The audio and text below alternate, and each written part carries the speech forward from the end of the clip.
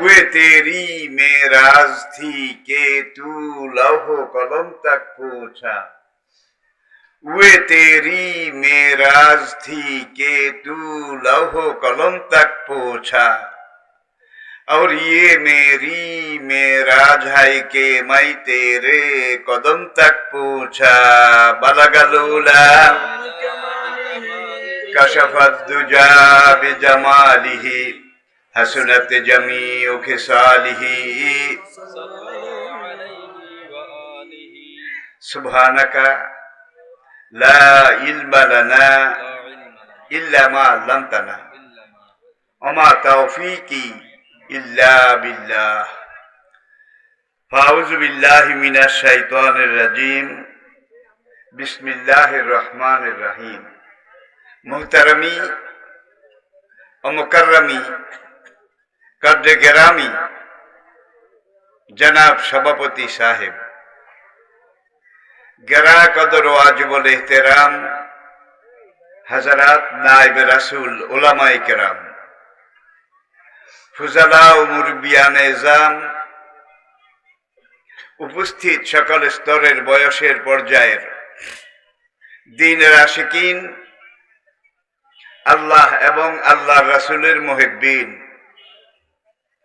কালজয়ী চিরন্তন পথের দিশা মহাগ্রন্থ কোরআনে হাকিমের সাথে মোতাল্লিকিন আমার প্রাণপ্রিয় এলাকাবাসী ভাইয়েরা, মুহতারামা পর্দার আড়ালের মা ও বোনেরা, আসসালামু আলাইকুম ওয়া রাহমাতুল্লাহ।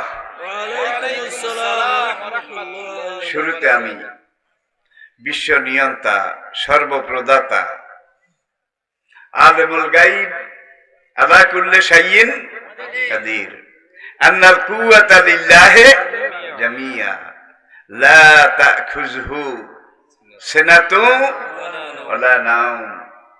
হাজারো লাখ ও অনন্ত অযুত কোটি শুকরগুজারি করছি, শুকরিয়া আদায় করছি আমাদের মহান মালিক, মহান সৃষ্টিকর্তা, মহান পালনকর্তা, মহান জীবনদাতা, মহান মৃত্যুদাতা, মহান রিজিক দাতা, আমাদের জীবনের সবকিছু করার মালিক কে?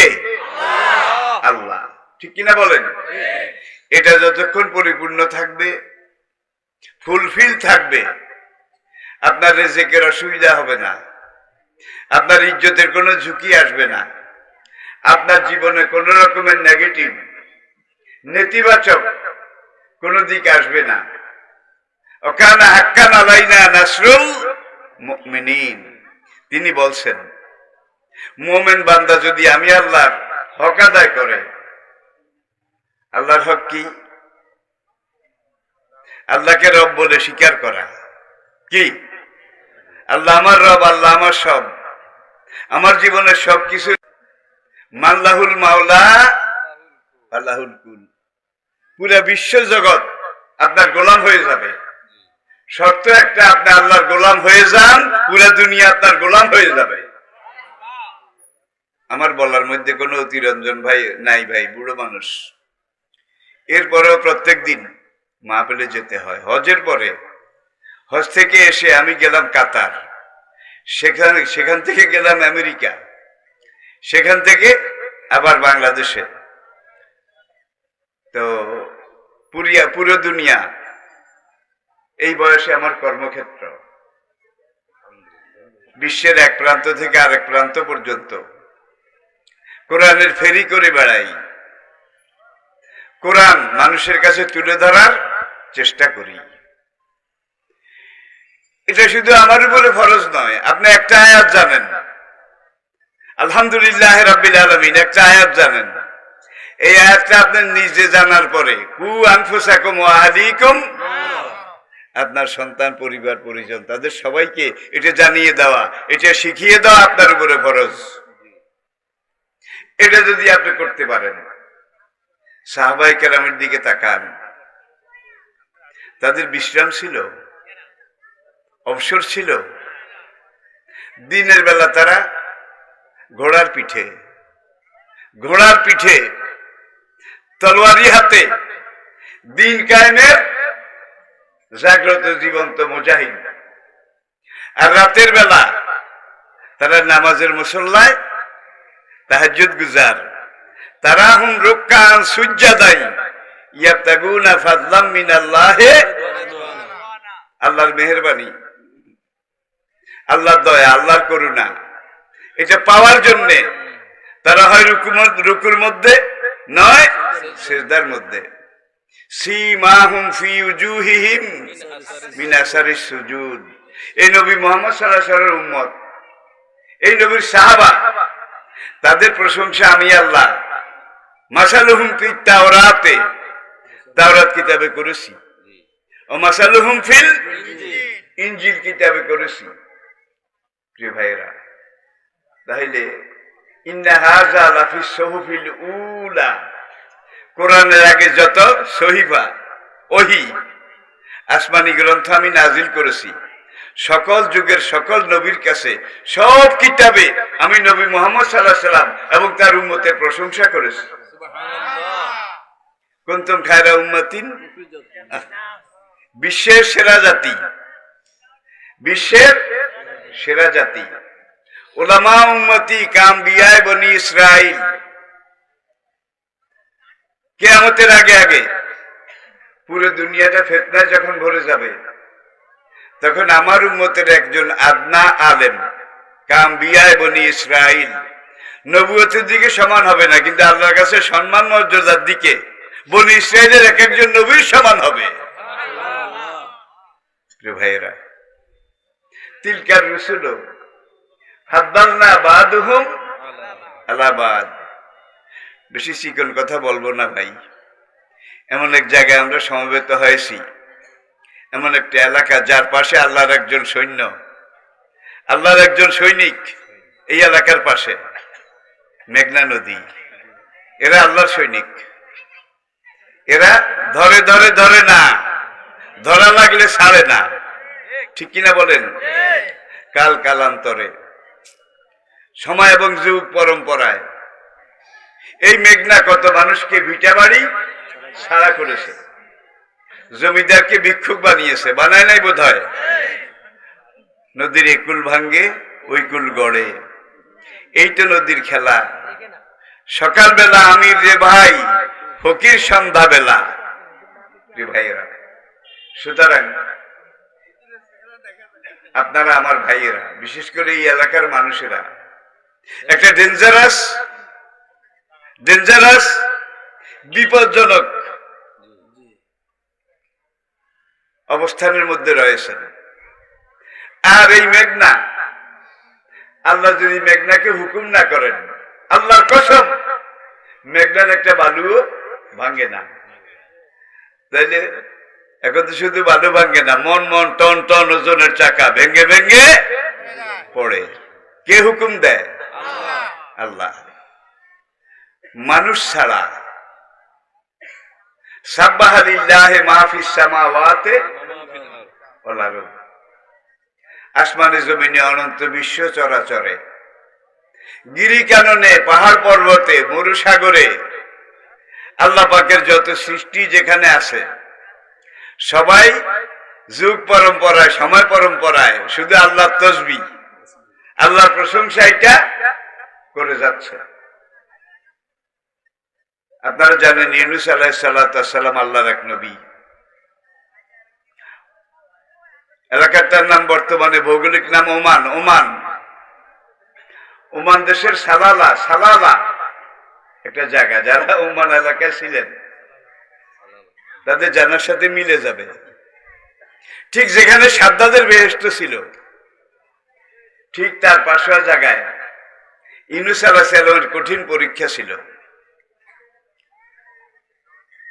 বিনা অপরাধে তাকে সাগরে ফেলে দেয়া হলো।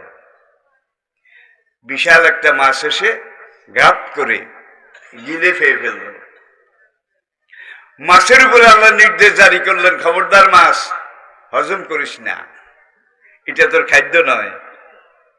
আমার এক নবী একামতে দ্বীনের দায়িত্ব পালন করতে গিয়ে, দাওয়াতে দ্বীনের দায়িত্ব পালন করতে গিয়ে একটু স্লিপ করেছেন। স্লিপ মূল জায়গা থেকে পিছলায় একটু পড়ে গেছেন। যার জন্য আমি তুমি মাছের পেটকে তার জন্য জেলখানা বানিয়েছি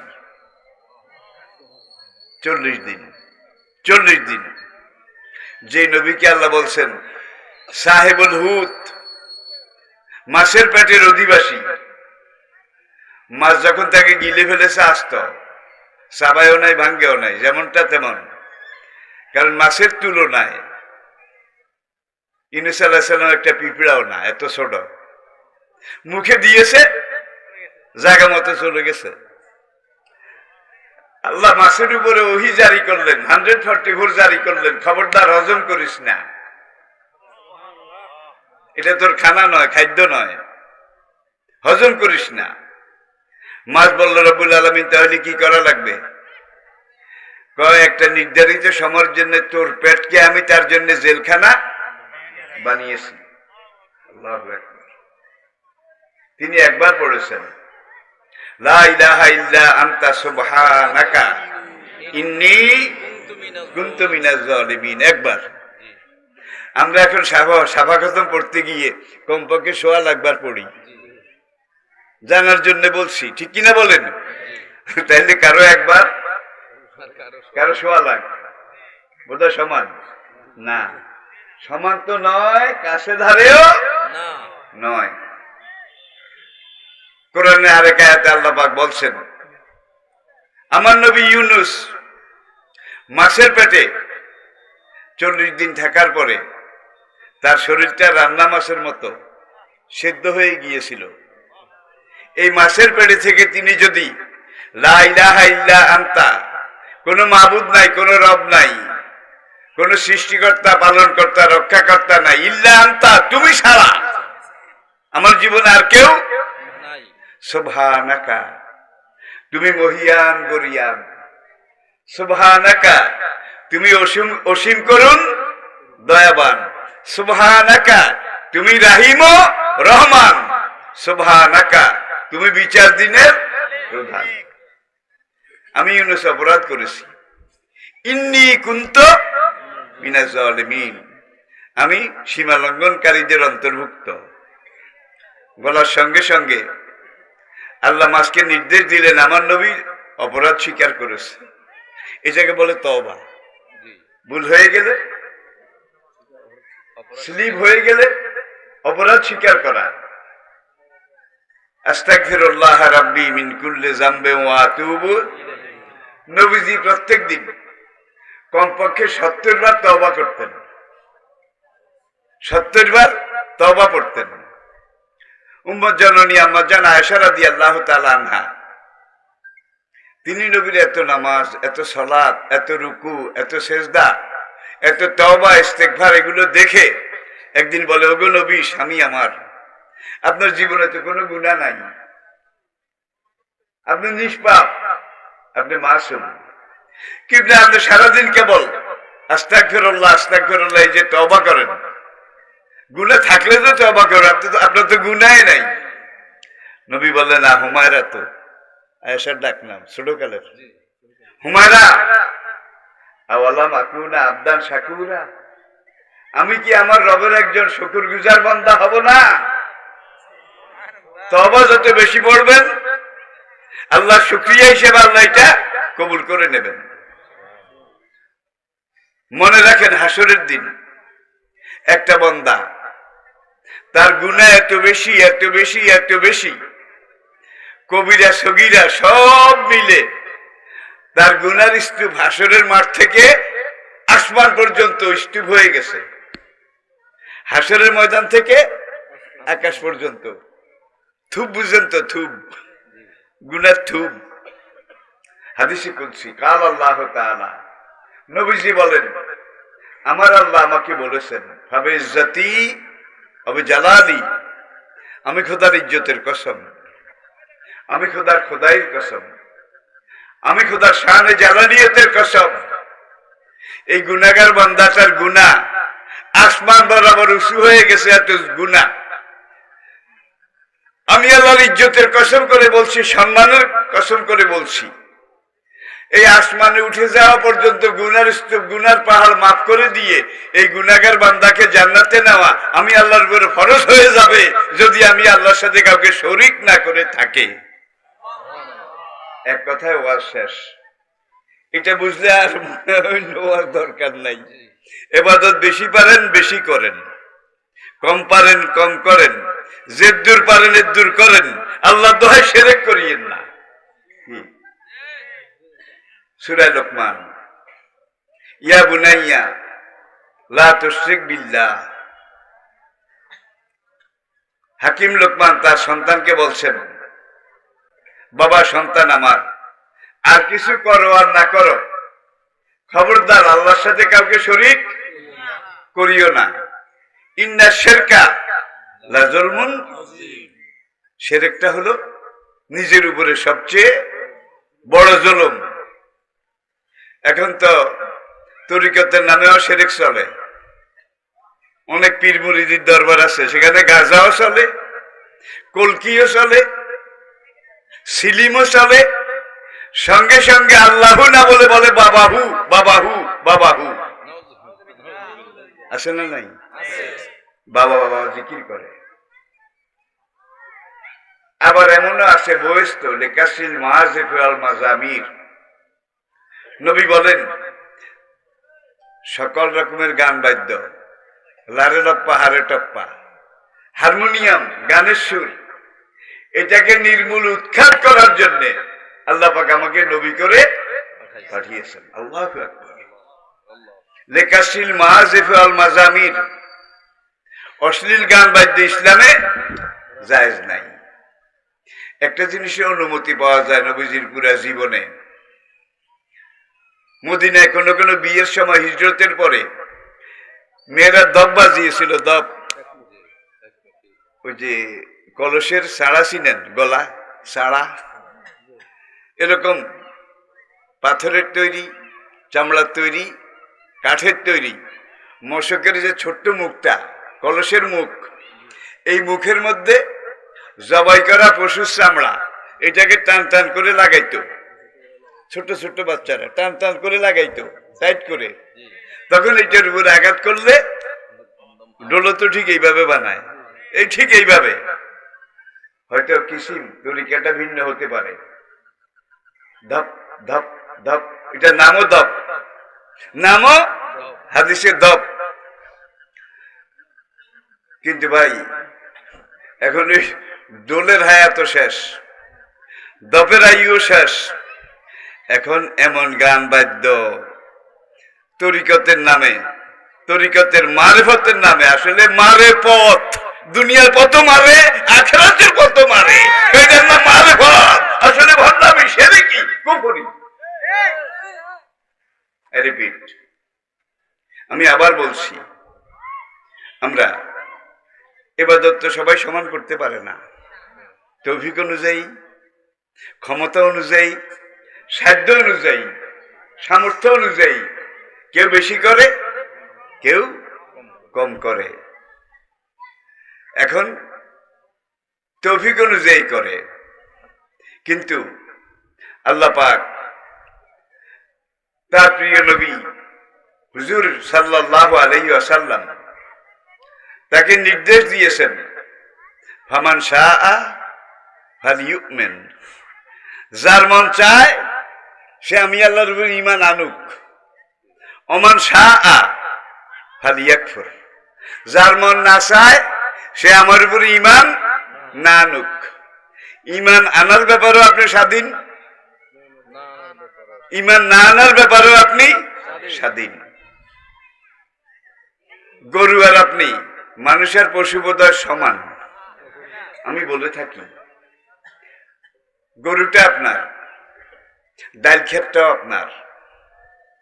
সকালবেলা ফজরের পরে আপনি গরুর ঘরের দরজাটা খুলে গিট বান্ধনটা খুললেন, রশিটা গুটাইলেন, গুটায় হাতে করে গরুটাকে আপনার বাড়ির সামনে একটা নতুন ডাল ক্ষেত করেছেন, আপনার ডাল ক্ষেত, ডাল ক্ষেতের আগে গরুটাকে নিয়ে গেলেন, নিয়ে গরুর কানের কাছে মুখ নিয়ে গরুকে বুঝাইয়া বলতেছেন, এই গরু শোন, তুই আমার গরু, আমি তোর মালিক, এটা আমার ডাল ক্ষেত, আমি এখন তোর রশি খুলে দেব, বাঁধ খুলে দেব, তুই মাঠের সব ঘাস খাবি, যেখানে যেটা মনে কয়, ইল্লা হাজার ডাল খেত।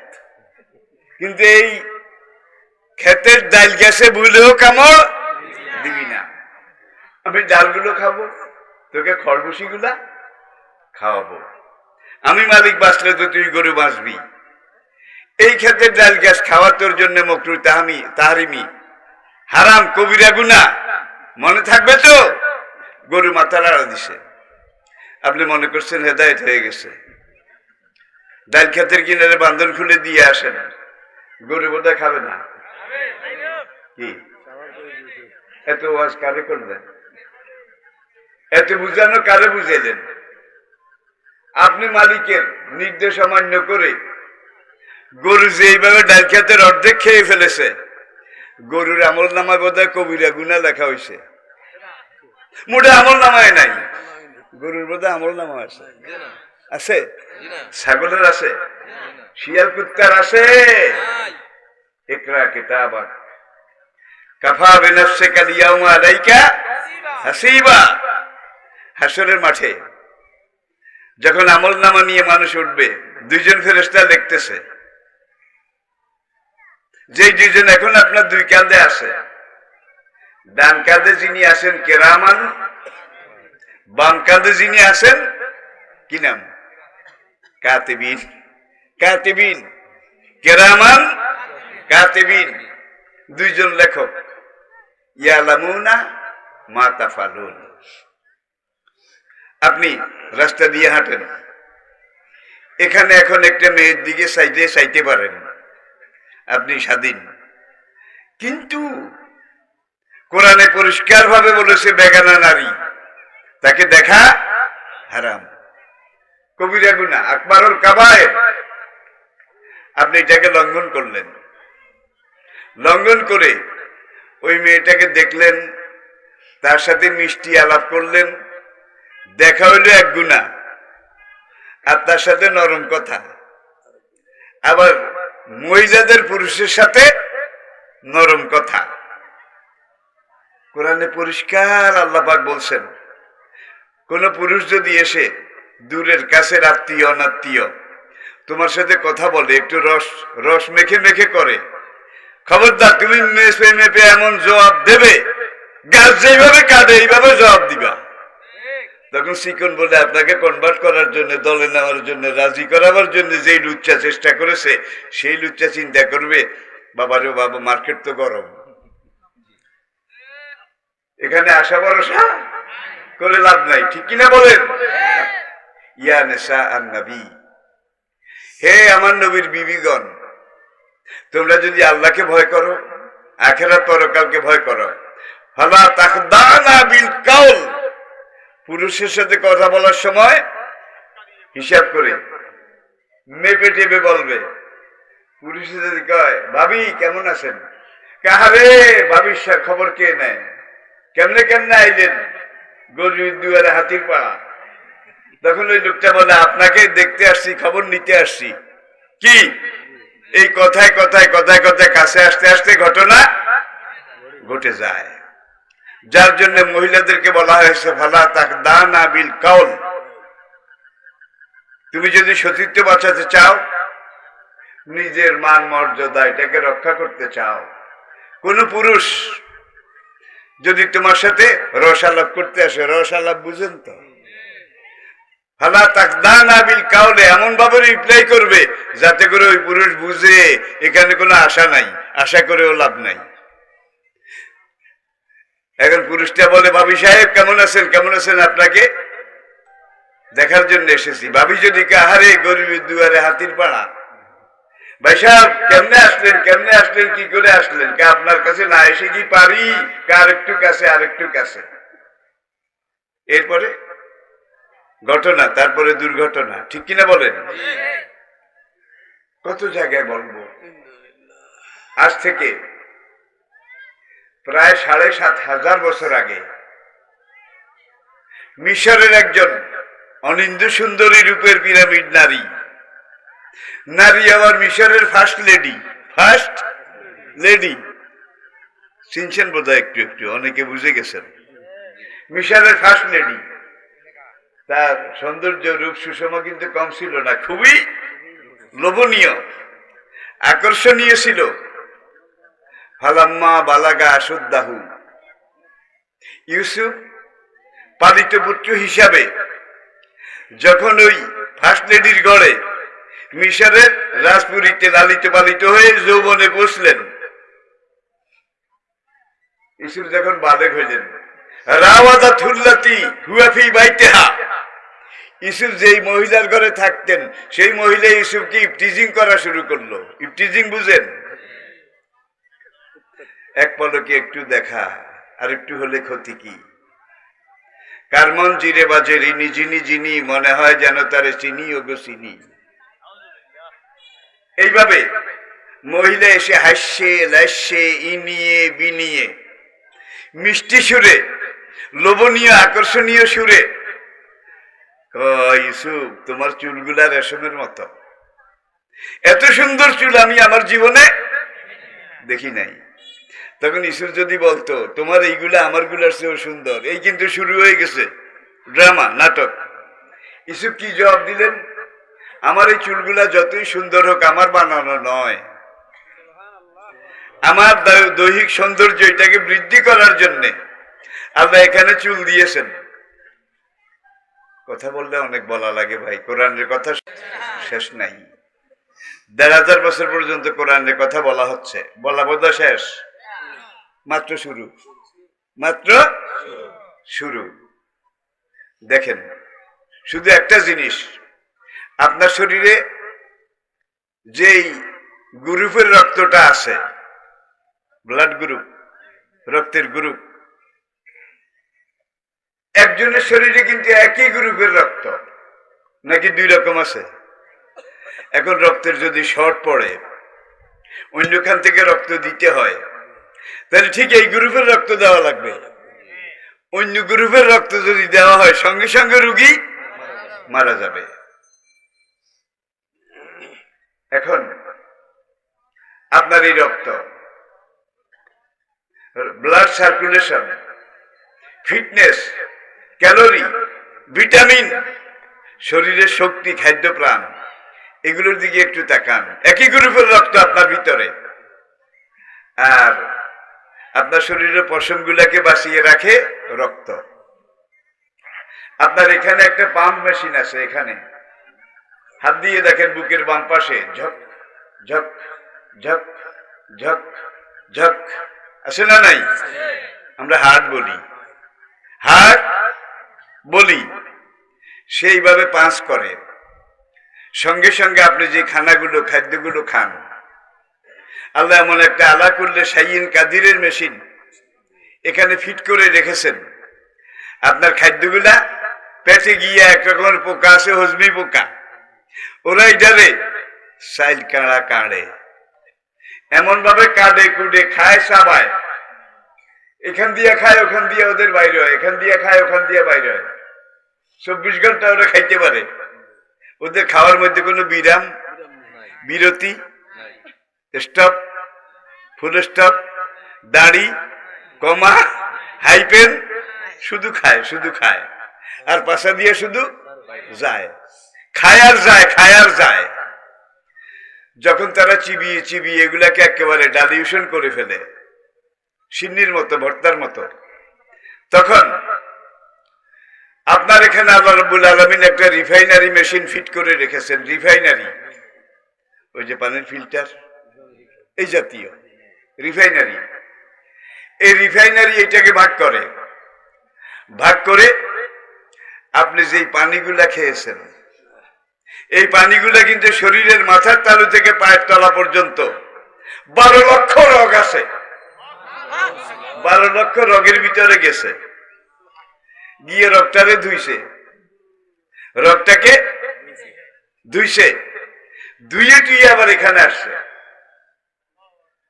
আপনার মাথায় 12 লক্ষ কোষ আছে, 12 লক্ষ সেল আছে, প্রত্যেকটা কোষের সাথে একটা পশম আছে, প্রত্যেকটা পশম নার্ভ। এই 12 লক্ষ রগকে আল্লাহ দুই ভাগ করেছে, দুই ভাগ করে একবার গেন্ডির এই কিনার দিয়া আর একবার গেন্ডির এই কিনার দিয়া হাত দিয়ে দেখেন, এটা মোটা, এইটাও মোটা, মাঝখানে খাদা গর্ত। কি আচ্ছা, এর এক একটাতের মধ্যে 6 লক্ষ করে রোগ আছে। আর এই 6 লক্ষ রোগকে আল্লাহ 2টা পাইপ মোটা রোগের ভিতরে ঢুকিয়ে আপনার গেডির এখান দিয়ে নিচের দিকে নামিয়ে আপনার শিরদাঁড়া মেরুদণ্ডের ভিতর দিয়ে কোটি কোটি পর্যন্ত পৌঁছাই দিছে। আর মাঝখানে প্রত্যেকটা চুলের সাথে একটা রোগ আছে, প্রত্যেকটা মোষের সাথে, পশমের সাথে, নখের সাথে, শিরা উপশিরার সাথে এক একটা রোগের জয়েন্ট আছে। আর ওই যে মাথার এখান থেকে আপনার এই হার্টে আসে, এখান থেকে স্পঞ্জ মেশিনের সাহায্যে এগুলা ওই রোগের ভিতরে ঢুকে টিউব, টিউব রোগ মানে টিউব, পাইপ, এত চিকন পাইপ আছে যেগুলো অনুবীক্ষণ যন্ত্র ছাড়া দেখাই যায় না। তো যেখানে খানা বেশি লাগে ওখানে রোগটা একটু মোটা পাইপ, আর যেখানে খানা কম এখানে পাইপটা একটু চিকন। দেখেন নখের যে দূর গোষ্ঠের সাথে লাগা আছে, নখের যে দূর গোষ্ঠের সাথে লাগা আছে, এটা জীবিত আছে। আর এখান থেকে যেটা গোষ্ঠের থেকে আলগা হয়ে বড় হয় এটা কিন্তু মরা। কি খাদ্য পায় না, খাদ্য, যার জন্য এটাকে কেটে ফেলতে হয়। আরো মজার কথা আছে, আপনার মাথার মধ্যে কত চুল আছে আপনি বলতে পারবেন না। প্রত্যেকটা চুলের গোড়ার সাথে একটা রোগ আছে। এখান থেকে এখানে, এখান থেকে টিউব, প্রত্যেকটা পশমের গোড়া এক একটা টিউবের জয়েন্ট আছে, ঝক ঝক ঝক। ঠিক এইভাবে পালপিটেশনের মাধ্যমে আপনার চুল খাদ্য সংগ্রহ করে, চুলগুলা বড় হয়।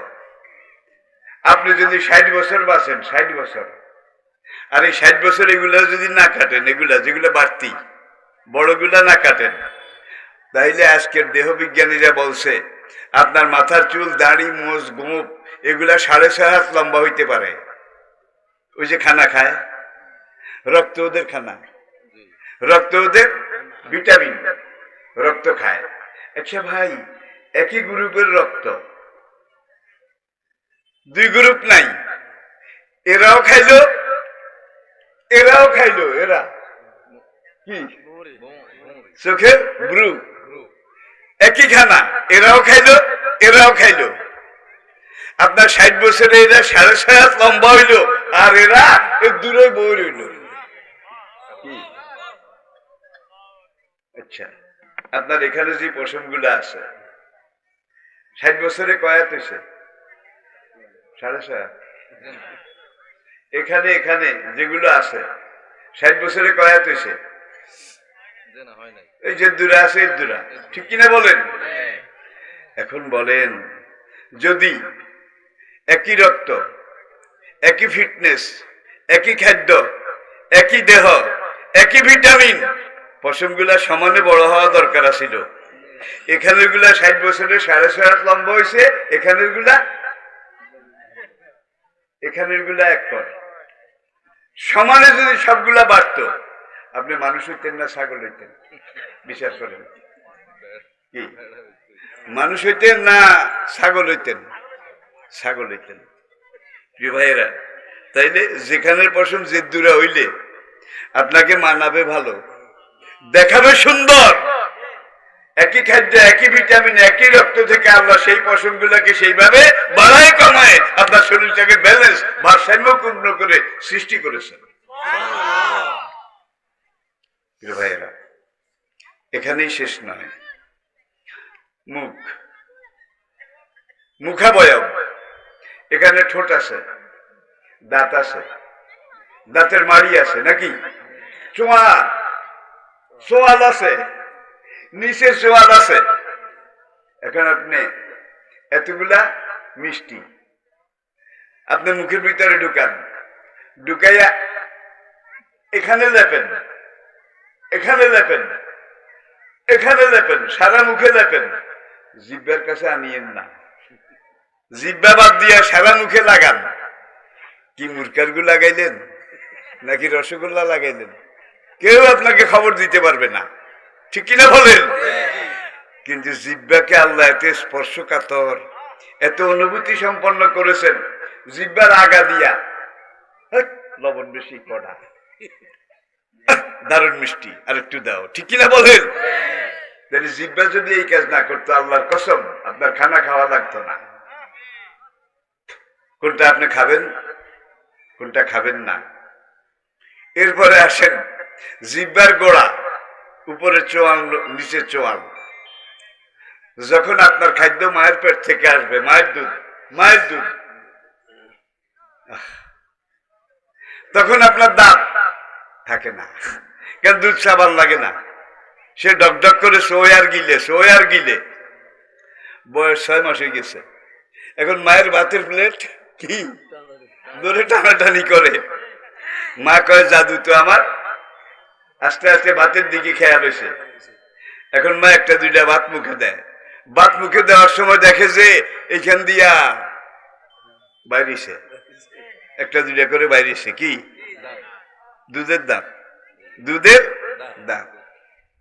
মনে করেন 5 থেকে 6 বছর পর্যন্ত এগুলা দুধের দাঁত, কারণ এই শিশুকালে আপনি নরম নরম জিনিস খেয়েছেন, কোন স্ট্রং হার্ড মজবুত জিনিস আপনি খাননি। এখন আপনার বয়স 6-7 বছর পার হয়ে গেছে, এখন আপনি ইলিশ মাছের মাথা, হাঁসের মাথা, মুরকার কটকটি কেটর কেটর করে সাবাইবেন। এগুলোর প্রতি আপনার লোভ বেড়ে গেছে, যার জন্য আল্লাহ ওই যে দুধের বিজিবি ছিল, দুধের বর্ডার পাহারা দেয়, এখান থেকে বিজিবি উড্র করে এখানে খাস সেনাবাহিনী মোতায়েন করে দিয়েছেন।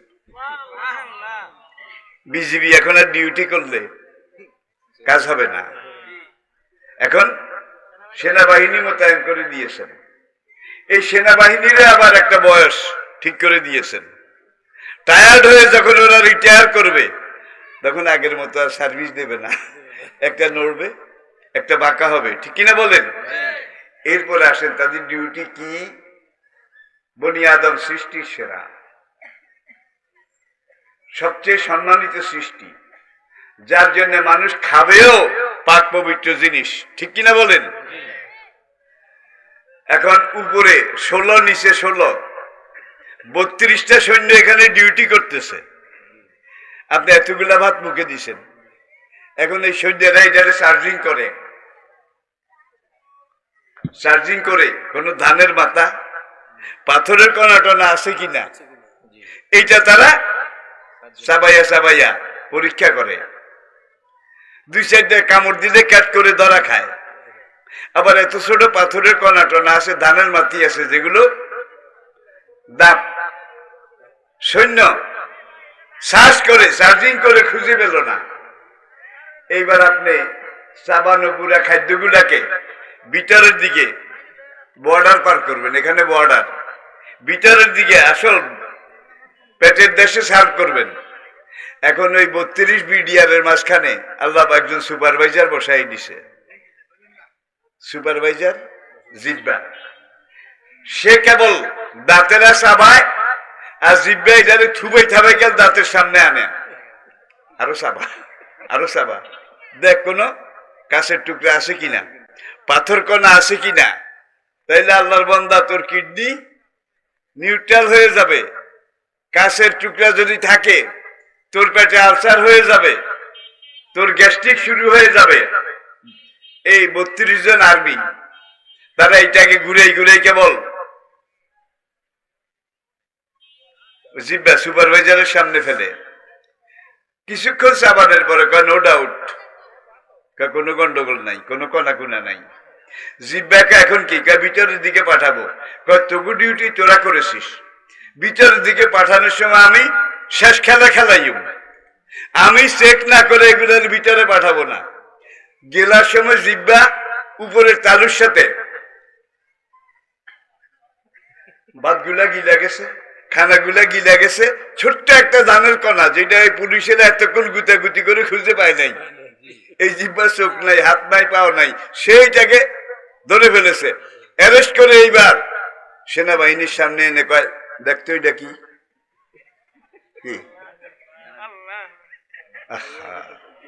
লাইন শাকারতুম লাযীদান্নাকুম ওয়া লাইন কাফারতুম ইন্না আযাবি লাশাদীদ ওয়া ইন তাউদ্দু নি'মাতাল্লাহি লা তুহসুহা ইন্নাল ইনসানা লাযালুমুন কাফার। হে মানুষ, ওয়ালাকাদ কাররামনা বানি আদম সন্তান। কারা? কি আদম সন্তান না বান্দর সন্তান? যারা জোরে কইবেন না তাদের উপরে কিন্তু আমি সন্দেহ করব। কোরআন আল্লাহ বলছেন ইয়া ইবনে আদম, ইয়া বনি আদম। কি? ইয়া বনি আদম। আর আমরা জানি আদম আলাইহিস সালাম মানব জাতির আদি পিতা। এখন একদল বিশেষ অজ্ঞ লেখাপড়া করে টরে তারা প্রথম বুদ্ধিজীবী ছিল, বুদ্ধি বিক্রি করে পেট চালাইত। এখন এই বুদ্ধি বিক্রি করার সাথে সাথে তারা বিশেষ অজ্ঞ হইছে। বিশেষজ্ঞ এমনকি না, বিশেষ মানে বিশেষভাবে অজ্ঞ, কিছুই জানে না। এখন কয় না আমরা আদম সন্তান না, আসলে আমরা বান্দর সন্তান। কি বান্দরের দেখতে একটু কিছুটা মিল আছে। এই বান্দরের গোষ্ঠী হইলে আমাদের বাপ দাদা 14 গোষ্ঠী, আমরা বান্দর থেকে এসেছি। আপনি আল্লাহ শুকর করেন, আপনার ভিতরে বান্দরের রূহ আল্লাহ দেয় নাই, হনুমানের রূহ আল্লাহ দেয় নাই, শিয়াল কুত্তার রূহ আল্লাহ দেয় নাই। আপনার ভিতরে এমন একটা রূহ, এমন একটা অনুভূতি, এমন একটা ফিলিংস আল্লাহ রাব্বুল আলামিন দিয়েছেন, যেটা দুনিয়ার সর্বশ্রেষ্ঠ, সর্বোৎকৃষ্ট, সবচেয়ে সম্মানী আপনার এই রূহ। ইয়াসালুনাকা আনির রূহ। হে নবী, এরা আপনাকে রূহ সম্পর্কে জিজ্ঞাসা করে। কুলির রূহ মিন আমরি রাব্বি। রূহ হলো আমার রবের একটা অর্ডার, নির্দেশ। ওমা উতীতু মিনাল ইলমি ইল্লা কালিলা। এরপরে আসেন ফি আইয়ি সূরাতি মা শাআ রাক্কাবাক। আমি প্রত্যেকটা কথা কিন্তু কোরআন আয়াত বলতেছি, নিজের একটা কথা এখন পর্যন্ত বলি নাই। আচ্ছা ভাই, গরু একটা দিয়ে একটা বদলানো যায়, পাল্টানো যায়, ছাগলও বদলানো যায়, কুত্তাও বদলানো যায়, টেবিলও বদলানো যায়, কিন্তু একটা মানুষ দিয়ে আর একটা মানুষ আজ পর্যন্ত বদলানো গেছে? গেছে? কেন যায় নাই? লাকাদ খালাকনাল ইনসানা ফি আহসানি তাকওয়িম। আরেক আয়াত অংশে আল্লাহ বলেন ফি আইয়ি সূরাতিন মা শাআ। প্রথম মানুষ আদম, আদম থেকে আজ পর্যন্ত, আজ থেকে ইসরাফিলের সিংহার ফুক মানে কি কিয়ামত পর্যন্ত, দুইজন মানুষের চেহারা বোধহয় একরকম বানাইছে। বানাইলে কোন? কত বড় কারিগর, কত বড় শিল্পী, কত বড় আর্টিস্ট, কত রকমের ডিজাইন তিনি সৃষ্টি করতে পারেন। ঠিক কিনা বলেন? ইকরা কিতাবাক কাফা বিনাফসিকা আল-ইয়াওমা আলাইকা হাসিবা। আল্লাহ আমলনামা হাতে দেবে। এখন যখন কিছু মানুষ, তারা দেখবে লাল দাগ বেশি। লাল দাগ বুঝেন তো? বাম দিকে লাল দাগ বেশি, গুনাহ, শুধু গুনাহ। বাঁচার কোনো আশাও নাই, উপায়ও নাই। হাসরের মাঠে আল্লাহর সাথে তেরামি বিটকেমি শুরু করবে। সুবহানাল্লাহ মা হাযাল কিতাব। রব্বুল আলামিন, এটা কি আমলনামা? আর এত লাল দাগ, এত গুনার কাম তো আমি করি নাই, করলে আমার মনে থাকতো। তোমার কেরামন কাতিবিনা ইয়ালামুনা মা তাফালুন। তোমার দুই ফেরেশতা আমার সাথে দুশমনি করে আরেকজনের আকাম কুকাম, আরেকজনের গুনাহ আমার খাতায় লিখছে। দেখছেন কারবার? হাসরের মাঠে আল্লাহ বলবেন ইকরা কিতাবাক কাফা বিনাফসিকা আল-ইয়াওমা আলাইকা হাসিবা। তোমার আমলনামাটা পড়ে তোমার নিজের বিচার। এখন সে আমলনামা খুলবে, খুলে দেখবে সুবহানাল্লাহ মা হাযাল কিতাব মা মিন কাবীরাতিন আলা সাগীরাতিন ইল্লা হাসাহা। কোন দিন রাস্তা দিয়ে হাঁটার সময় ডান দিকে কয়বার তাকাইছি, কোন নিয়তে তাকাইছি, কার দিকে তাকাইছি, এইটাও লেখা আছে। বাম দিকে কয়বার তাকাইছি, এইটাও লেখা আছে। তাকিয়ে কি দেখেছি, সেইটাও লেখা আছে। আর হাঁটার সময় কয়বার চোখের পলক, আমরা কই বাইর হাতা, নোয়াখালী কি কয়, কয়বার চোখের বাইরাটা মেরেছি এইটাও লেখা আছে। কয়বার ঢুক গেছি কোনটা বাদ গেছে কোন, কয়বার নিঃশ্বাস টেনেছি, কয়বার নিঃশ্বাস ছেড়েছি, সব অন দা রেকর্ড এখানে লেখা আছে। এখন তেড়া বিটকে ঠেডা বন্দা যখন দেখবে বাঁচার কোনো আশাও নাই উপায়ও নাই, তখন বলবে রব্বুল আলামিন এত আকাম কুকাম লাল দাগের কাম আমি করি নাই, করলে আমার মনে থাকতো। তোমার কেরামন কাতিবিন দুই ফেরেশতা আমার সাথে দুশ্মনী করে আরেকজনের আকাম কুকাম আমার খাতায় লিখছে। দেখছেন কারবার, এটা দুনিয়ার আদালত মনে করছেন? ঘুষ দিলে কি, মাল পানি দিলে বাস যা ইচ্ছা তা করা যায়, করানো যায়। এটা আখিরাতের আদালত। আপনার চোখ আপনার বিরুদ্ধে সাক্ষী দেবে, আপনার মুখ আপনার বিরুদ্ধে সাক্ষী দেবে, আপনার হাত আপনার বিরুদ্ধে সাক্ষী দেবে, আপনার পাও আপনার বিরুদ্ধে সাক্ষী দেবে।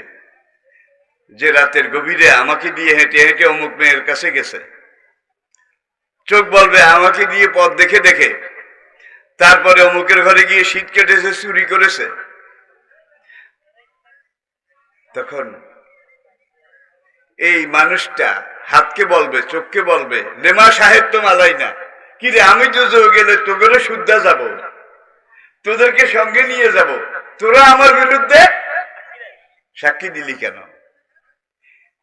তখন চোখ পা হাত পা অঙ্গ প্রত্যঙ্গ উত্তর করবে, দুনিয়াতে আল্লাহ আমাদেরকে বোবা বানিয়েছিল, বোবা বাকশক্তিহীন, আর তোকে কথার মুন্সি বানিয়েছিল। তোর ঝোলার ভিতরে যত বিড়ালের বাচ্চা আছে হাসরের মাঠে আজকে সব বের করে দেব, একটাও লুকিয়ে রাখতে। ভাই হাতে সাক্ষী দিবে, পায়ে সাক্ষী দেবে, মুখে সাক্ষী দেবে, চোখে সাক্ষী দিবে, পালাবেন কোন দিকে? আচ্ছা আসেন, চেহারা দুইটা যদি আল্লাহ দুনিয়াতে এক বানাইতেন একরকম, হাসরের মাঠে বিচার করতে হতো একটু গন্ডগোল হইতো, এতে না হতে, এতে না হতে, এতে না হতে, ঠিক না বলেন? বউ বেচারির কি অবস্থা হইতো? এক গ্রামে দুজন মানুষের চেহারা হুবহু একরকম, কি বউ বেচারিও তো একটা টেকনিক্যালি বিপদের মুখে পড়ত। আদম থেকে আজ পর্যন্ত, আজ থেকে কিয়ামত পর্যন্ত দুইজন মানুষের গলার আওয়াজ একরকম বানায় নাই। সাংঘাতিক কথা বলেছি আমি, দুইজন মানুষের গলার আওয়াজ কত রকমের সুর তিনি সৃষ্টি করতে জানেন, কত রকমের ডিজাইন আকার তিনি সৃষ্টি করতে জানেন। আল্লামা জারুল্লাহ জামকশরী রহমতুল্লাহ আলাইহি লিখেছেন, চেহারা দুটো যদি আল্লাহ একরকম বানাইতো, হাসরের মাঠেও গুতাগুতি লাগাইতো, আল্লাহ আমি না ও, ওরে ধরো কুল্লু আমরিন বিমা কাসাবা রাহিনা। এইভাবে ভাস করা আমলনামা ইন্টারন্যাশনাল পাসপোর্টের মতো। এখানে আপনার পিআইএ সুরতি মা শাআ, পাসপোর্টে যেরকম ছবি থাকে, আপনার মুখের একটা ছবি মাঝখানে থাকবে, ডান দিকে নেকগুলো, বাম দিকে বদগুলো থাকবে। এখন বলবে আল্লাহ এত আকাম আমি করি নাই, আল্লাহ বলবেন ফর দ্য টাইম বিং তোকে হাসরের মাঠে 10 মিনিট 20 মিনিট সময় দিলাম, তোর এই আমল নামার ছবির সাথে মিলে এমন আরেকজন মানুষ যদি হাসরের মাঠ থেকে খুঁজে আনতে পারিস, আমি আল্লাহ ওয়াদা করলাম তোকে বেকসুর খালাস দিয়ে দেব। খুঁজতে নামবে, পাওয়া যাবে বোধহয়। আল্লামা জামকশরী রহমতুল্লাহ আলাইহি লিখেছেন, চেহারা দুইটা একরকম বানাইলে হাসরের মাথাও গুতাগুতি লাগাইতো, আল্লাহ আমি না ও, আনছি আমি না, ঠিক কিনা বলেন? আদম থেকে আজ পর্যন্ত, আজ থেকে কিয়ামত পর্যন্ত দুইজন মানুষের গলার আওয়াজ, গলার টোন একরকম বানান নাই। এখানে অসুবিধা ছিল একরকম বানাইনি। মনে করেন আপনার গ্রামের একটা মেয়ে 2 মাস আগে বিয়ে হয়েছে, অনিন্দ সুন্দরী, আবেদা, জাকেরা, দিনদার, ইবাদত গুজার। পাশের গ্রামের এক লুচ্চার গলার আওয়াজ ঠিক ওই মহিলা স্বামীর গলার আওয়াজের মতো, বিপদ বোধহয় কমতো কি?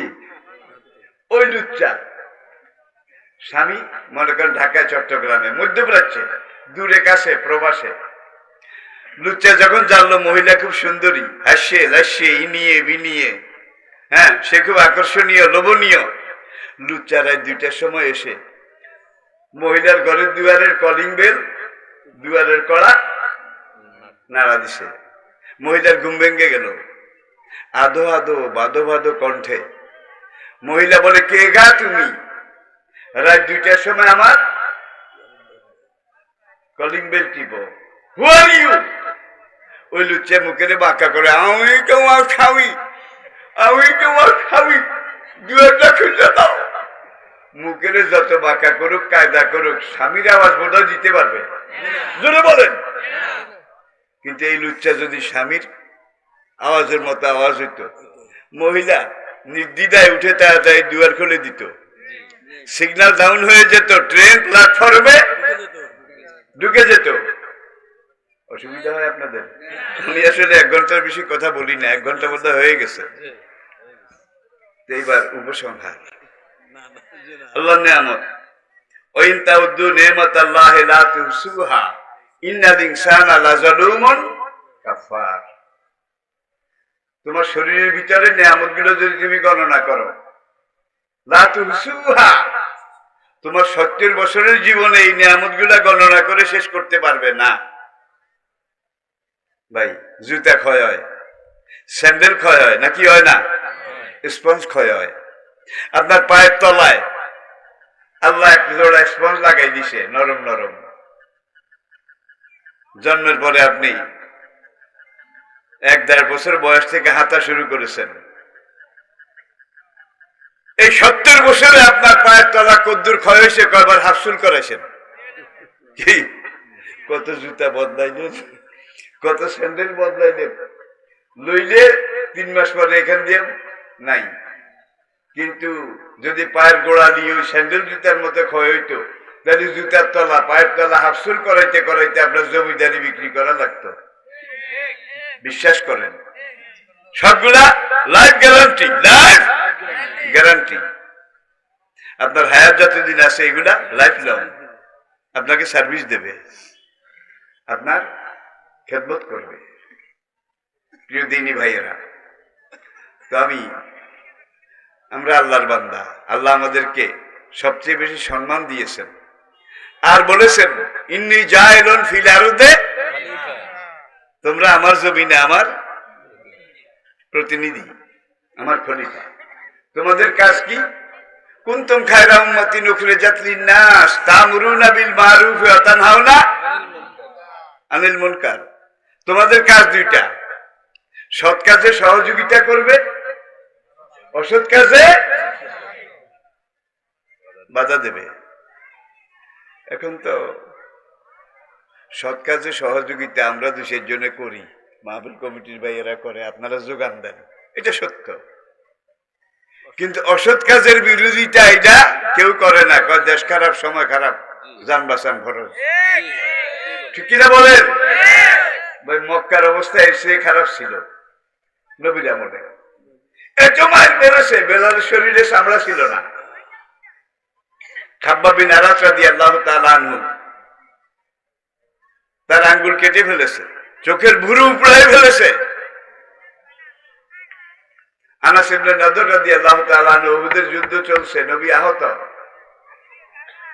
মক্কার কুরাইশরা, কাফেররা পাহাড়ের পিছন থেকে বলে, আইনা মুহাম্মদ, মুহাম্মদ কোথায়? আইনা আবু বকর, আইনা ওমর, আইনা ওসমান, আইনা আলী। আহত নবী বললেন, নো রিপ্লাই, নো, তোমরা কেউ জবাব দিও না, চুপ করে থাকো। একজনও জবাব দিল না। এইবার কাফেররা কয়, কুল্লুহুম কাদ কুতিলা, কয় মুহাম্মদও নাই, আবু বকর, ওমর, ওসমান, আলীও নাই, সব আমরা আজকে খালাস করে ফেলেছি।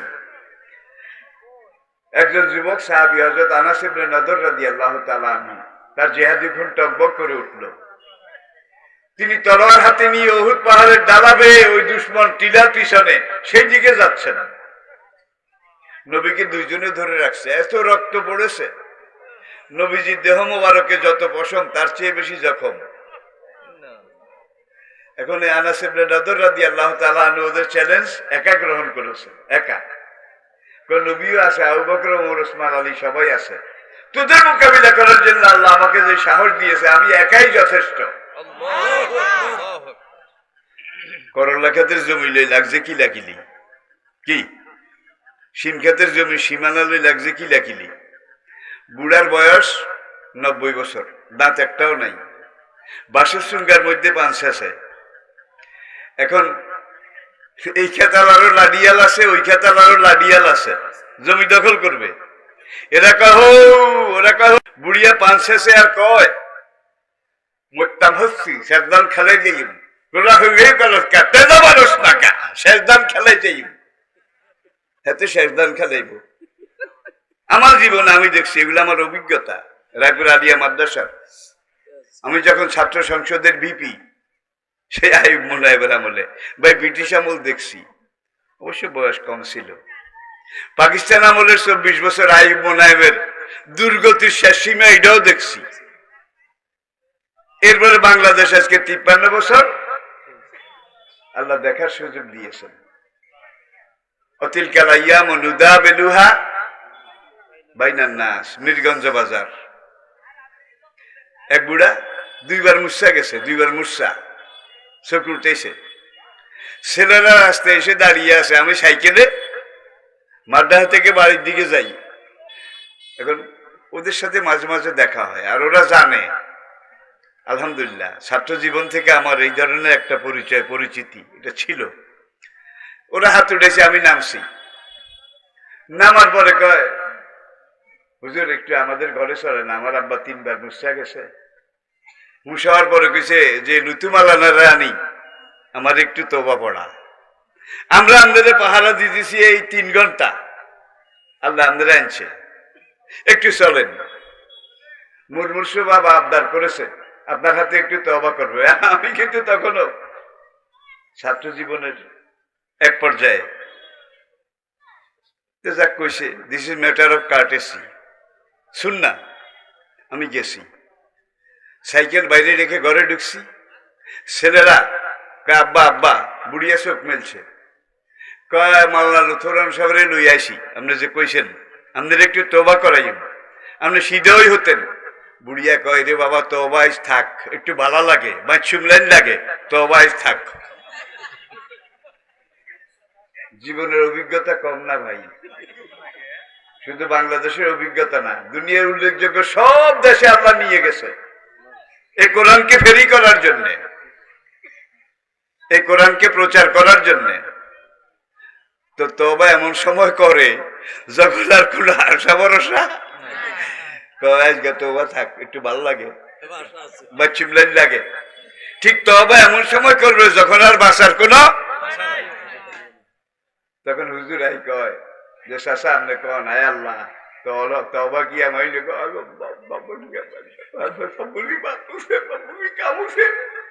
তোর কথা যেরকম তোর পাওয়াও সেরকম, তোর ঠোঁটে কত জোর ছিল, কত শক্তি ছিল। আল্লাহু আকবার। সব যখন আজকে মাইনাস হয়ে গেছে, 0 পয়েন্টে এসে পৌঁছেছে, এই সময় তুই কাছ আল্লাহ আমি সকল রকমের গুনাহ থেকে তওবা করি। তওবা করলে আল্লাহ ওই সময় পর্যন্ত মাফ করবে যতক্ষণ পর্যন্ত গুনাহ করার ক্ষমতা হ্যান্ডল থাকবে। গুনাহ করার ক্ষমতা যতক্ষণ আছে এতক্ষণ তওবা করলে মাফ করবে। হাতে অনসিদ্ধি গেছে, কাজ করলে 3 জন লাগে, পানি একটু মুখে দিলে যায় না, এর তো এখন গুনাহ করার কোনো ক্ষমতাই নাই। এখন তারা দড়ি হলি কয় এই বুড়া মেয়ে আপনি কন আয় আল্লাহ তওবা কি আমাইনে, আল্লাহকে আল্লাহকে মস্কারি করে, তোর তখন গুনাহ করার হ্যান্ডমে নাই, তুই তওবা করস কি? আমার কথাগুলোর মধ্যে আমার মনে হয় শিক্ষণীয় গাছজোর থাকতে তওবা করিয়েন। নবী প্রত্যেকদিন 70 বার তওবা করতেন, 70 বার। মা আয়েশা বলেন ইয়া রাসূলুল্লাহ, ওগো স্বামী আমার, আপনার জীবনে কোনো গুনাহ নাই, কাদ গুফরা মা তাকাদ্দামা মিন যামবিকা মা তাআখার, আপনার জীবনের সব গুনাহ আল্লাহ মাফ করে দিয়েছেন, কিন্তু আপনার মুখে সারাদিন তওবা তওবা, শুধু ইস্তেগফার। কারণটা কি? হুজুর বললেন আওয়ালাম আকুনা আবদান শাকুরা, আমি কি আমার রবের একজন শুকরগুজার বান্দা হব না? আমার কলিজার টুকরা যুবক তরুণ ভাইয়েরা দেখেন, ফালাম্মা বালাগা আসদ্দাহু, এই আমার শেষ কথা, উপসংহার। বড় যৌবনে পৌঁছলো, মিশরের ফার্স্ট লেডি ইউসুফের পিছনে লাগলো। ইতিহাস আপনারা জানেন। একজন যুবকের ব্যাপারে একটা বড় সূরা, লম্বা সূরা আল্লাহ নাজিল করেছেন কিচ্ছা বলার জন্য, নাকি শিক্ষা দেওয়ার জন্য।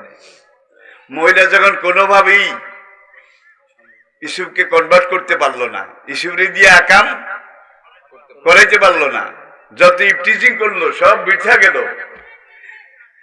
একদিন দুপুরের পরে রাজপ্রহরী তাদেরকে বলল, আজকে দুপুরের খাওয়ার পরে তোরা ইউসুফের একটু আমার রুমে আনি। হ্যাঁ, সম্রাজ্ঞী ডাকছে, ফার্স্ট লেডি ডাকে, কথা শোনার জন্য এনে ঢুকাই দে। ইউসুফের ঢুকাই দিয়া দরজাটা বাইরের থেকে, আমার রুমটা বাইরে থেকে বন্ধ করে দিবি। এরপরে যেই 10টা গেট আছে লোহা এবং সীসা ঢালাই করা, মজবুত রাজবাড়ির গেট, রাজপুরীর গেট, এই গেটগুলোকে তোরা তালা লাগাই দিয়ে চাবি নিয়ে বাইরে চলে যাবি। ইউসুফ থাকবে শুধু আমার রুমে। ফার্স্ট লেডি বলে, ইউসুফ তোমার চোখ দুটো এত সুন্দর, তোমার মুখটা বাড়ার মতো, দাঁতগুলা কড়ার মতো, চোখগুলা লাডার মতো, হাতগুলা বেলুনের মতো, এত সুন্দর দেহ বল্লরিতে আমি কোনোদিন দেখি নাই। ইউসুফ বলে, ফার্স্ট লেডি যত সুন্দর হোক, যেদিন আমি মরে যাব আমার এই সুন্দর অঙ্গ দেহ এগুলো মাটির খোরাক হবে, এগুলা কোনো কাজে লাগবে না। নেক আমল না থাকলে সব বিলীন, সব শেষ।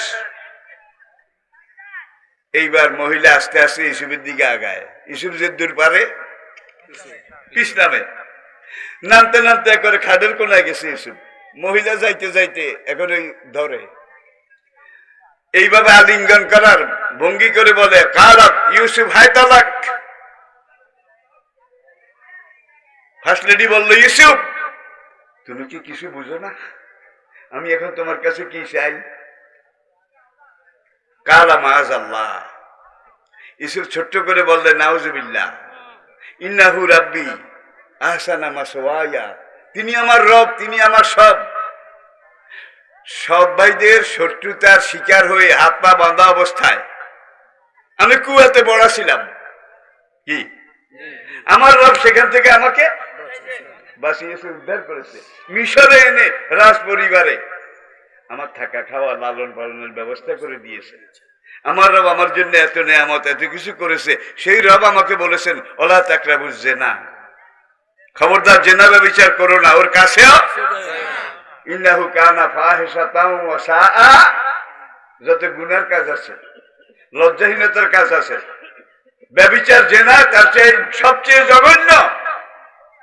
হাদিসে আছে, বান্দা যখন জেনা করে তার ঈমানটা তার ভিতর থেকে বের হয়ে চলে যায়, আসমান জমিনের মাঝখানে এইভাবে ভেসে থাকে, আর ওই জেনাকারী লুচ্চারে লানত করে। আল্লাহ লানত তোর উপরে পড়ুক। আল্লাহ তোকে সৃষ্টি করেছেন, তোর সবকিছু তিনি দিয়েছেন। তিনি বলেছেন, আল্লাহ তাকরাবু জেনা, জেনা করা যাবে না। ইন্নাহু কানা ফাহিশাতাও ওয়া সাআ। যত কবিরা গুনাহ আছে, জেনা তার মধ্যে আকবারুল কাবায়ের, সবচেয়ে কবিরাদি গ্রেট, কবিরাদি গ্রেট। মহিলা এবার অধৈর্য হয়ে গেছে, ইউসুফের ধরে। ইউসুফ চিন্তা করলেন, দুয়ার তো আটকাইছে, দারোয়ানটা আটকাই চলে গেছে আমার ভিতরে ঢুকাই দিয়া। এখন আমি দৌড় লাভ দিয়ে যদি দৌড় দিই ভাগার জন্যে, এই মুহূর্তে আমার ভাগা ফরজ। আমিও তো মানুষ, আমার শরীরে রক্ত আছে, মাংস আছে, রিপু আছে। সেইভাবেই নিয়ে বিনিয়ে হাসছে যাচ্ছে, কারমন জিনে বাজে রিনি, যিনি যিনি মনে হয় যেন তারে চিনি ও গো চিনি। বুঝছেন কারবার? তো যাহা কাহি ভি যায় মেরা পিয়ার ইয়াদ রাখনা, প্রেমের গান। এগুলা যত গায় ইউসুফ নো পাত্তা, নো পাত্তা, কোনোটারে পাত্তা দেয় না, পাতেও লয় না।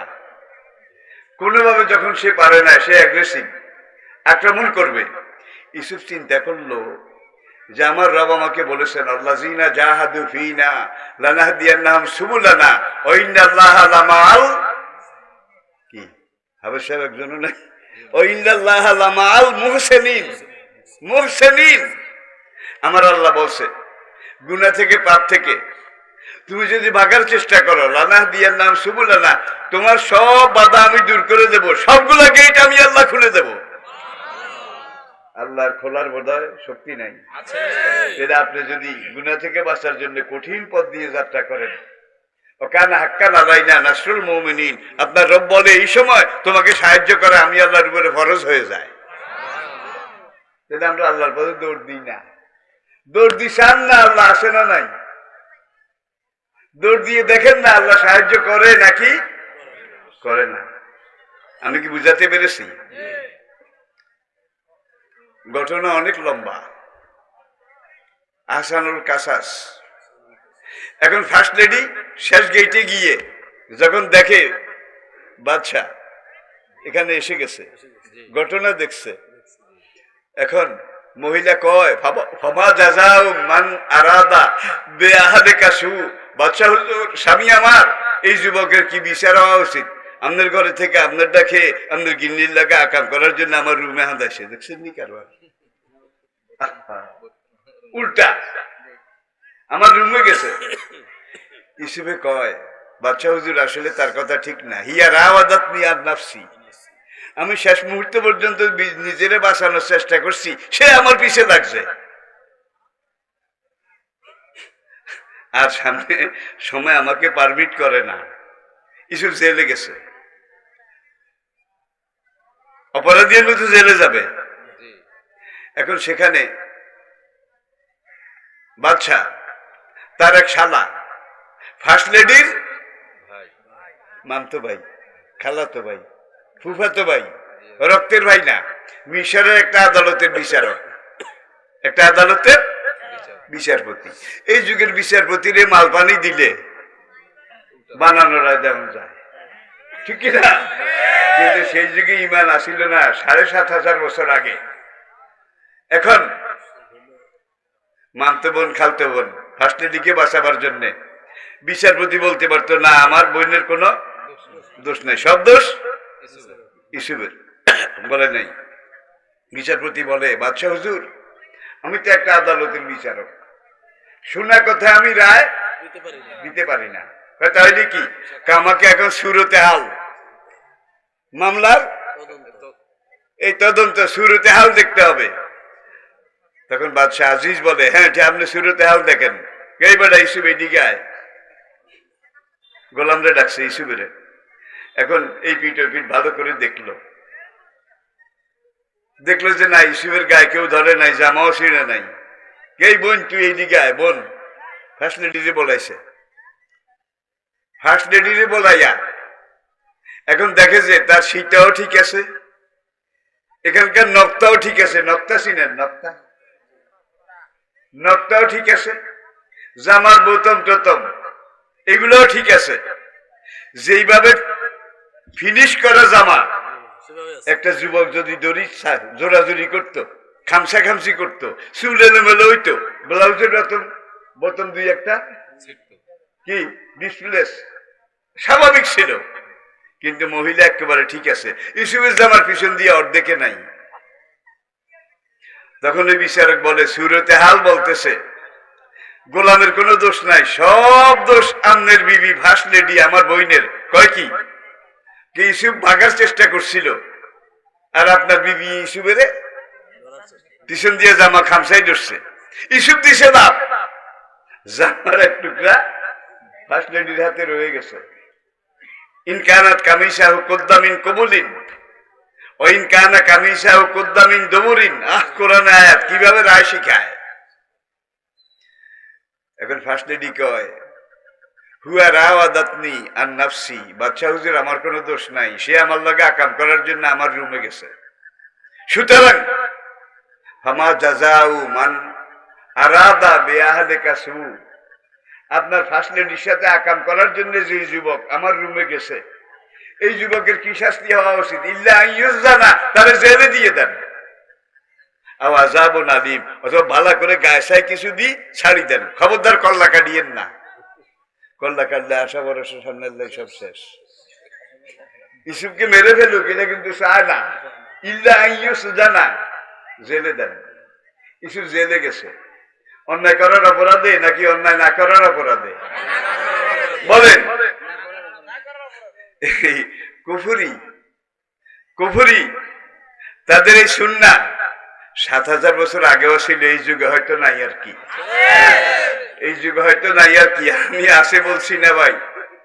হ্যাঁ, তাইলে যুবক ভাইয়েরা, শেষ কথা, পুরা মিশর তখন গোল্লায় গেছে। নীতি নৈতিকতার বালাই কারো ছিল না, পাপ পঙ্কিলতার ভয় কারো ছিল না, শুধু লারে টপ্পা হারে টপ্পা, কে কিভাবে এনজয় করবে, কে সেঞ্চুরি পালন করবে, কে ধর্ষণ করবে, শুধু এগুলো প্রতিযোগিতামূলক ভাবে চলতো।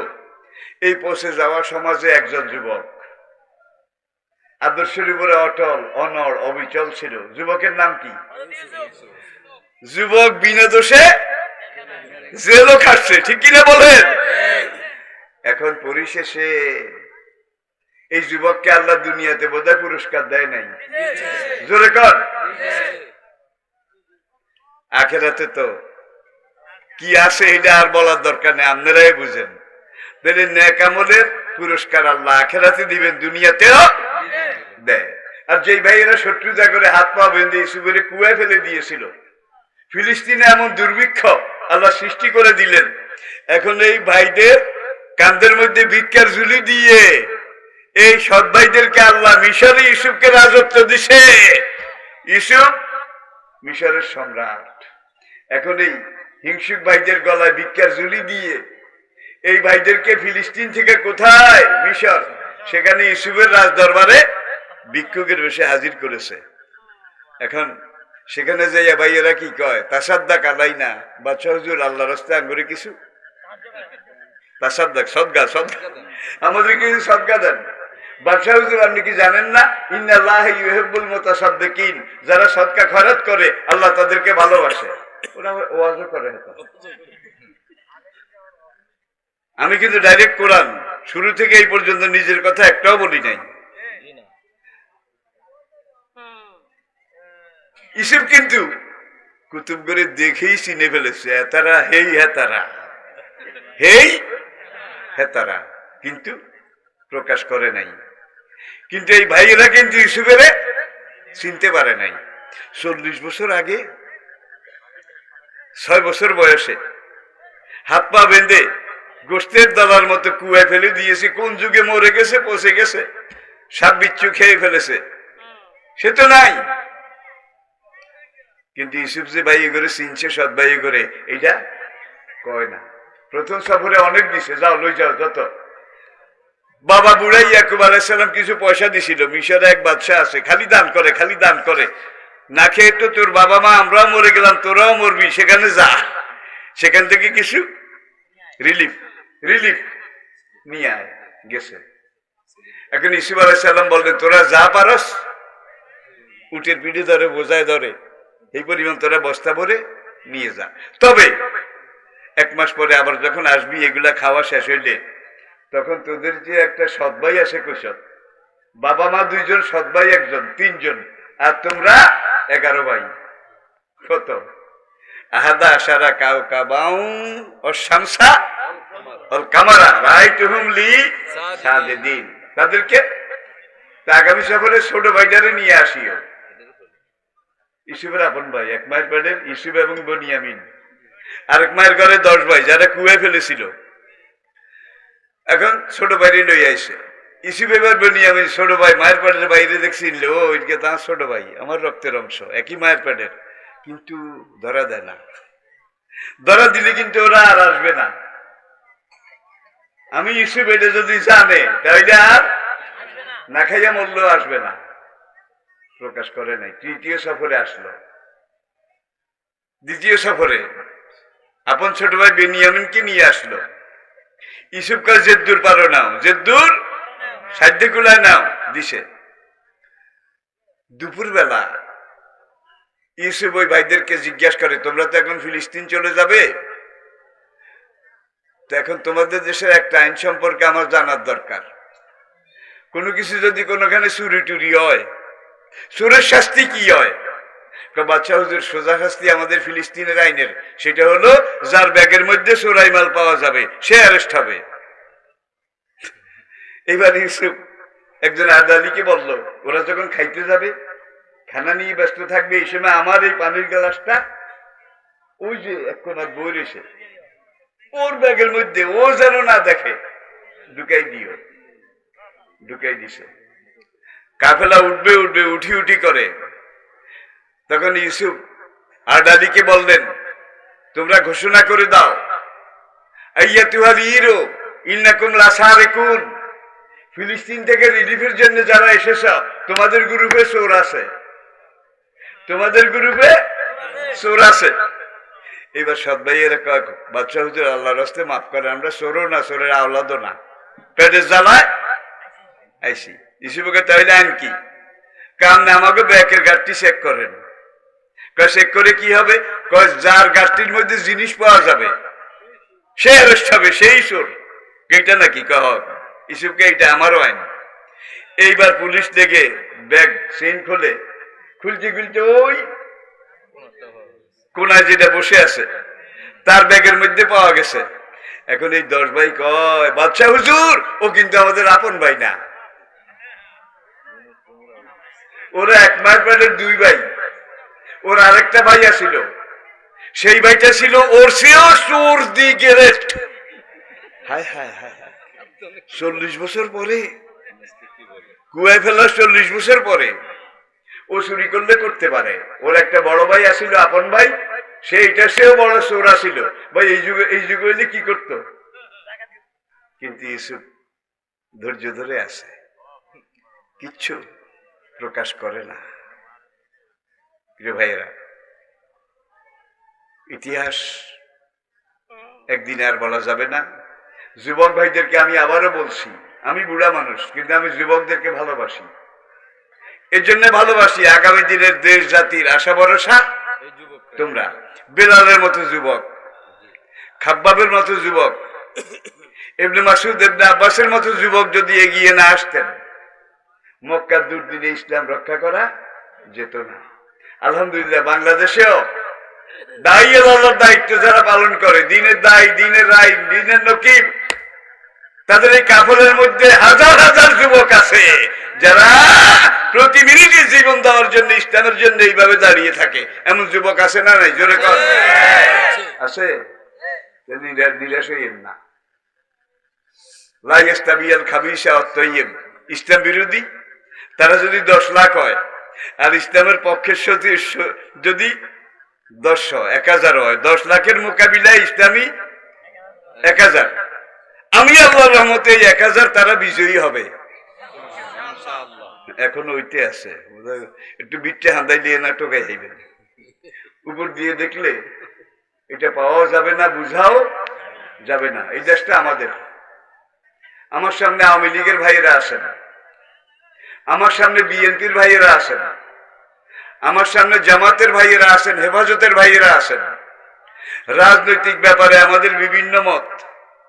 কুল্লু হিজবিন বিমা লাদাইহিম ফারিহুন, আল্লাহ বলছে বিভিন্ন মত। রাজনৈতিক ব্যাপারে বিভিন্ন মত আছে, কিন্তু দেশের ব্যাপারে, দেশের স্বার্থের ব্যাপারে, দেশের অস্তিত্বের ব্যাপারে, দেশের স্বাধীনতার সার্বভৌমত্বের ব্যাপারে কোন দল নাই, সব এক দল। এই দেশটাকে বাঁচাইতে হবে। এখানে আর দলের কথা নাই ভাই। দেশটা আওয়ামী লীগের, দেশটা বিএনপির, দেশটা জামাতের, দেশটা হেফাজতের, দেশটা আমাদের সবাই। ঠিক কিনা বলেন? আমরা আমাদের শেষ রক্তবিন্দু দিয়ে হবল রত্নে আমাদের নবী শিখিয়ে গেছেন দেশপ্রেম ইমানের অংশ। আপনাদের কাছে একটা দরখাস্ত করে শেষ করছি, সেটা হলো আমি মরে যাওয়ার পরে, আপনি মরে যাওয়ার পরে আল্লাহ এই বাংলাদেশে আমাদের কিলাকিলি, গুতাগুতি, দলাদলি, ঠেলাঠেলি, এটা রেজাল্ট হিসাবে এমন পরিবেশ তুমি দিও না, সৃষ্টি করতে দিও না, হতে দিও না আমাদের কবর কিনার দিয়ে কাফের মুশরিক বেঈমান সেনাবাহিনীর গাড়ি চলাচল করবে। আল্লাহ কিয়ামত পর্যন্ত বাংলাদেশের স্বাধীনতা, সার্বভৌমত্ব, এটাকে তুমি হেফাজত করিও। স্বাধীনতা কি জিনিস থাকতে বুঝি না, বিড়ালের মতো রুটি লিয়ে কামড়া কামড়ি করি। এক বিড়ালেকে আমি দেখাই দিছি আমারে বেশি দিতে হবে, আরেক বিড়ালে কয় আমি সরা তুলে ধরেছি আমারে বেশি দিতে হবে। ওই বিড়ালে কয় আমি যদি সরা তুলে না ধরতাম তুই রুটি কেমনে চুরি করতিস, আমারে বেশি দিতে হবে, লাগছে রে লাগছে। বান্দর গাছে বসে বসে তামসা চায়, লাগার মতো যখন লাগছে, বিড়ালের লাগালাগি সবাই দেখছেন। এরপরে বাইরে কামড় আর খামসানি যেভাবে করে দেয়, এটাও আপনারা দেখেছেন অনেকে হয়তো বা, ঠিক কিনা বলেন? তাহলে আমরা এখন যদি যে যে দল হন, দেশের অস্তিত্বের ব্যাপারে আমরা একদম, এখানে জামাত নাই, আওয়ামী লীগ নাই, বিএনপি নাই, হেফাজত নাই, কিচ্ছু নাই, দেশটা আমাদের সবাই। সুতরাং আমরা দেশের পক্ষে কাজ করে যাব।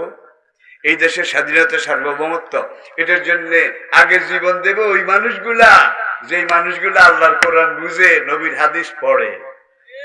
হুব্বুল ওয়াতনে মিনাল ঈমান, দেশপ্রেম ঈমানের অঙ্গ। এমন এলাকায় আমি কথাগুলো বলেছি, আল্লাহর একজন সৈন্য আমাদের পাশে। আল্লাহ যদি তার এই সৈন্যকে বলে এক রাতের ভিতরে কি তুই এমন ভাঙা ভাঙবি যেন ওই মেইন রোডের কি বাজার, জনতা বাজার, এক রাইতে হিয়ানো নিবি, এটা বোধ আল্লাহ পারে না, জোরে কন। তাইলে আপনারা বাঘের মুখে আসেন, সিগন্যালের মুখে আসেন, আমরা সবাই আছি, এটাই বাস্তব। আল্লাহ তোমার কহর এবং গজব থেকে আমাদেরকে রক্ষা করিও, বাংলাদেশের অস্তিত্ব, সার্বভৌমত্ব হেফাজত করিও। টাকা দিয়ে, পয়সা দিয়ে, শ্রম দিয়ে উপস্থিত হয়ে এই মাহফিলটাকে এত সুন্দর যারা করেছে, আল্লাহ তাদের সবাইকে ডান হাতের মালিক বানিয়ে দিও। হাসরের কঠিন ময়দানে আদখুলি ফি ইবাদি আদখুলি জান্নাতি বলে যাদেরকে ডাক দেবে, আমলনামা যাদের ডাইন হাতে দেবে, আজকের এই মাহফিলের উসিলা এবং বরকতে হাসরের কঠিন দিনে আমাদের সবাইকে ডান হাতের মালিক বানিয়ে দিও। আমিন আমিন।